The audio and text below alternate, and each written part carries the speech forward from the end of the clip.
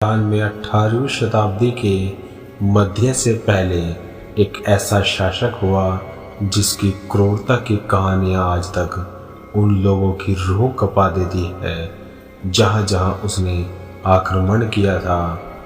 Persia के उस शासक का नाम था नादिर शाह, जो अपशालिद राजवंश का संस्थापक था। दिल्ली पर हमले के दौरान उसने भयानक कत्लेआम मचाया था। तब कमजोर मुगल शासन को पूरा अफगानिस्तान उसे सौंपना पड़ा था। नादिर शाह का जन्म किसी शाही या नवाबी परिवार में नहीं हुआ था। ईरानी साम्राज्य की राजधानी से दूर एक सीमावर्ती क्षेत्र में जन्मा। थोड़े बहुत विशेष अधिकार जो उसे अपने पिता की वजह से मिल सकते थे, पर उनकी मृत्यु के कारण उसकी संभावना भी समाप्त हो चुकी थी। इसके बावजूद जीवन जीने के लिए जंगल से लकड़ियां इकट्ठी करके बेचने से जीवन की शुरुआत करने के लगभग 30 वर्षों में वह खुद अपनी खड़ी की गई दुनिया का सबसे शक्तिशाली सेना का कमांडर बन चुका था। नादिर शाह तैमूर और चंगेज खान को अपनी इंस्पिरेशन मानता था। मध्य एशिया के दो सबसे क्रूर शासक जिन्होंने दूर दूर तक कत्लेआम मचाया। 1736 से लेकर 1747 में अपनी हत्या तक ईरान पर शासन करने वाला नादिर शाह, जब नादिर शाह ने भारत पर आक्रमण किया और दिल्ली में तबाही मचा दी। नादिर शाह ने दिल्ली के मुगल शासक मोहम्मद शाह के पास अपना एक संदेश भेजा। उस समय वो अफगानिस्तान में अपना युद्ध अभियान चला रहा था और उसने मुगलों से स्पष्ट कह दिया कि किसी भी भगोड़े को मुगल साम्राज्य में शरण नहीं मिलनी चाहिए। कांधार पर नादिर शाह के कब्जे के बाद वहां के कई लोग काबुल की तरफ भाग खड़े हुए।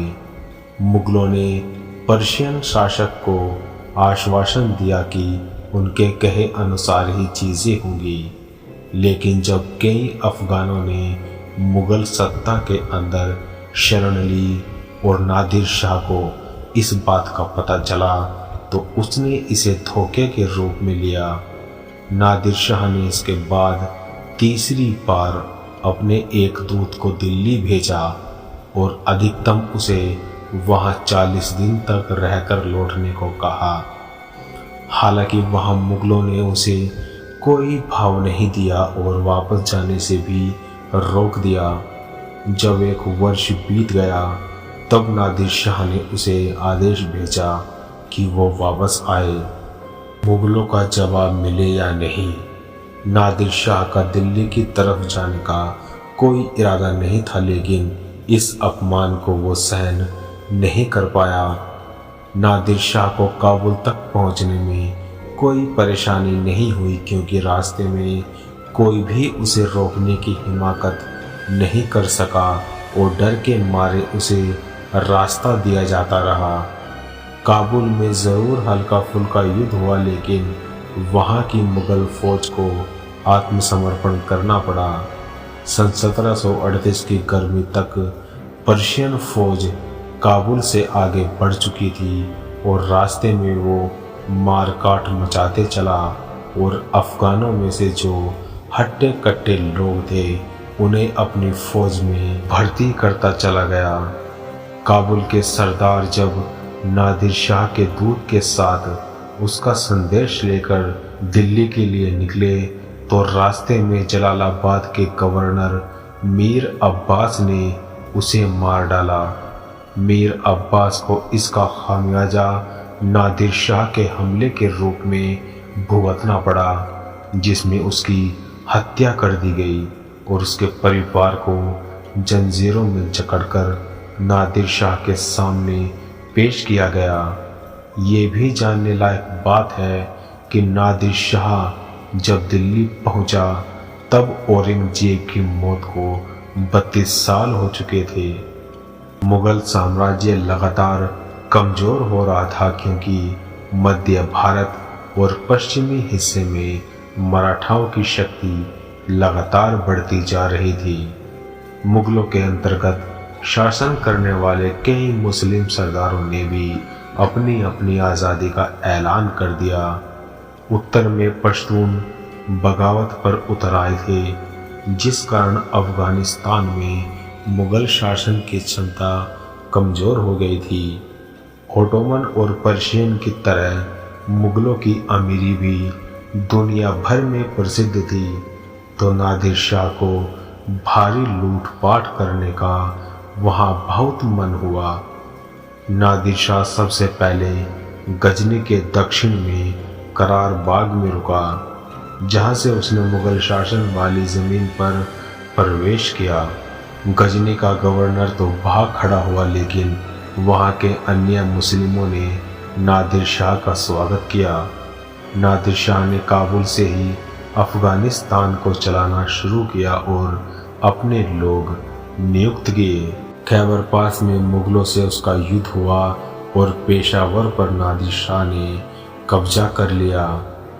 फरवरी 1739 में नादिर शाह ने सिंधु नदी पर एक पुल बनवाया और उसके बाद करनाल के युद्ध में मुगलों को फिर हार झेलनी पड़ी। दिल्ली से 120 किलोमीटर दूर मोहम्मद शाह एक बड़ी फौज के साथ वहां पहुंचा, जो 3 किलोमीटर की चौड़ाई और 25 किलोमीटर की लंबाई लेकर चल रही थी। 3,75,000 फौज की सेना के अलावा हजारों तोपें और हाथी भी थे।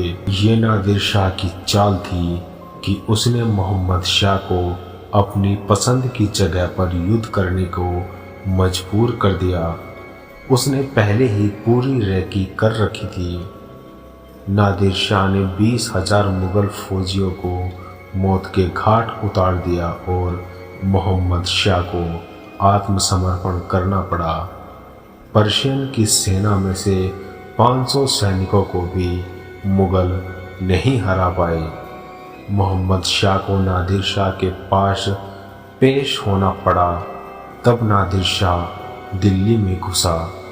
तब हारे हुए मुगलों ने तोपों और बंदूकों की फायरिंग से उसका स्वागत किया। पर्शियन नया साल नवरोज उसने दिल्ली में ही मनाया, लेकिन दिल्ली की जनता ने नादिर शाह के खिलाफ बगावत कर दी। इसे कुचलने के लिए वो भयानक क्रूरता पर उतर आया। पर्शियन सेना ने 6 घंटे के भीतर 30,000 लोगों को मार दिया। यमुना नदी के किनारे ले जाकर कई लोगों का सर कलम कर दिया गया। लोगों के घरों में घुस कर पर्शियन फौज उन्हें मारने लगी। उसके बाद वो घरों को आग के हवाले कर देते थे। कई लोगों ने परिवार के साथ आत्महत्या कर ली, क्योंकि पर्शियन फौज के हाथों मरने से उन्हें यही अच्छा लगा। 2 मुगल सरदार सैयद नियाज खान और शाहनवाज खान बगावत में शामिल थे। उन्हें उनके सैकड़ों समर्थकों के साथ लाकर नादिर शाह ने सबके सामने मार डाला। इसके बाद नादिर शाह ने दिल्ली के हर इलाके में टैक्स वसूलने के लिए अपने लोगों को भेजा। पर्शियन फौज ने मुगलों की पीकॉक थ्रोन को भी अपने कब्जे में ले लिया। कोहिनूर और दियाहे नूर हीरे भी नादिर शाह को पेश किए गए। शांति तभी हुई जब मुगलों ने जल्दी में नादिर शाह के सामने खुद ही अपने साम्राज्य का एक हिस्सा और धन दौलत पेश कर दिया। सिंधु नदी से पश्चिमी की सारी जमीनें नादिर शाह के पर्शियन साम्राज्य का हिस्सा बन गई। 1739 की शुरुआत में नादिर शाह ने वापस पर्शिया जाने की तैयारी शुरू की। कहते हैं उसने भारत से इतना धन लूटा था कि उसे वापस जाने के बाद अपने मुल्क में उसे अगले 3 वर्षों तक टैक्स वसूलने की ज़रूरत ही नहीं पड़ी। हजारों हाथी ऊंट और घोड़े भी वो अपने साथ ले गया।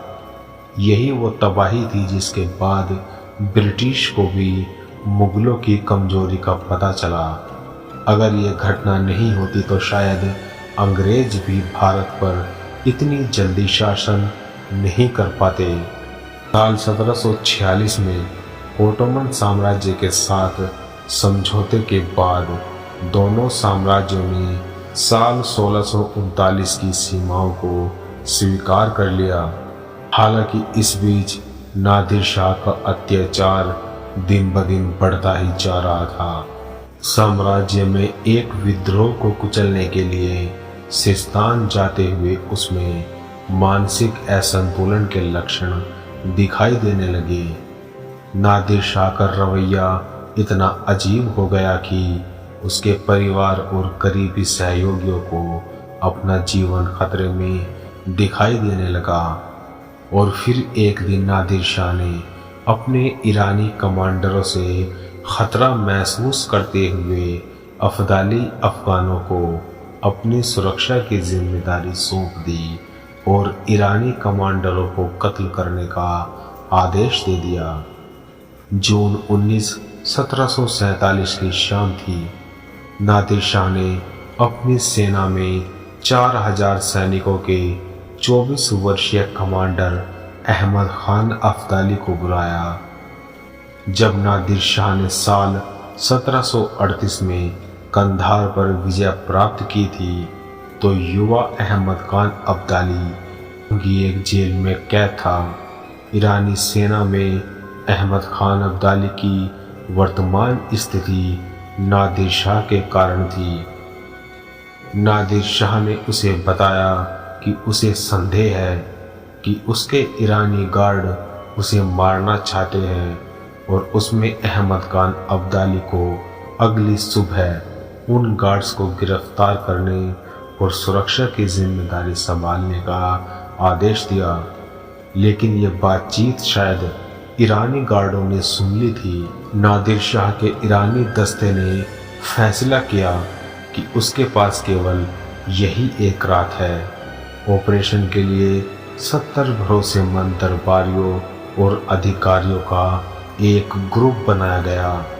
नादिर शाह उस रात अपने सामान्य तंबू के बजाय अपनी पत्नी चकी के तंबू में सोने चले गए।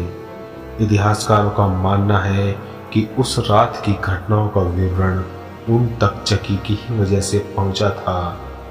नादिर शाह चकी से यह कहकर बिस्तर पर लेट गए कि अगर वह गहरी नींद सो जाए तो उसे जगा दिया जाए। जब हमलावर हरम के दरवाजे पर गए तो उनमें से ज्यादातर ने आगे आने से इनकार कर दिया। केवल कुछ ही आगे बढ़े और विरोध करने वाले एक अश्वेत ट्रांसजेंडर को मार डाला। शोर से चकी की आंखें खुली और उसने नादिर शाह को भी जगाया। नादिर शाह ने तुरंत लपक कर अपनी तलवार पकड़ी, लेकिन उसका पैर किसी चीज में उलझ गया और वो वहीं गिर पड़ा। और उसी स्थिति में एक हमलावर जिसका नाम सालार खान था, उसने उसकी गर्दन और कंधे के बीच जोरदार प्रहार किया और उसका हाथ काट दिया, लेकिन फिर वह खुद ही बेहोश हो गया। नादिर शाह जमीन पर पड़ा हुआ था और खून तेजी से बह रहा था। उसने उठने का असफल प्रयास किया। उसने हमलावरों से न मारने की अपील की, लेकिन एक अन्य हमलावर मोहम्मद खान कजर ने आगे बढ़कर एक झटके से उसका सर धड़ से अलग कर दिया।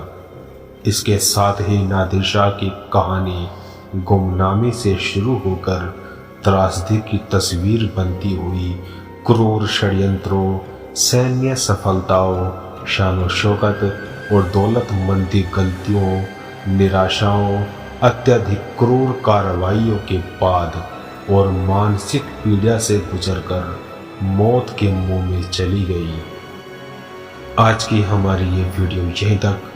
मिलते हैं नेक्स्ट वीडियो में। तब तक के लिए बाय एंड टेक केयर।